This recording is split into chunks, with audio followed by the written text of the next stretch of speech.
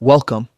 In this video, you'll learn how to turn off read receipts on Messenger so no one can see when you've read their messages.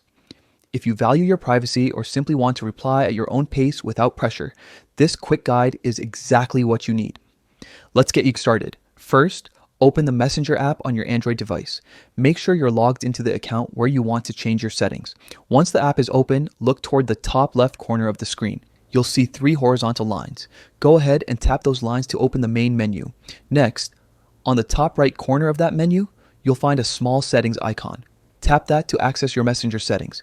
This will take you to a new page full of options that control everything from your account preferences to your privacy tools. Now, from the settings menu, scroll down until you spot privacy and safety. Tap on it. This section contains all the privacy related features for Messenger, and it's where you can control what others can see about your activity. Once you're inside privacy and safety, scroll again until you find the option labeled read receipts. This is the feature that tells people when you've read their messages by showing those little blue check marks or seen notifications. When you find it, simply tap on read receipts. You'll see a switch next to the option that says show read receipts. All you need to do is toggle that switch off. Once it's turned off, Messenger will no longer show others when you've seen their messages.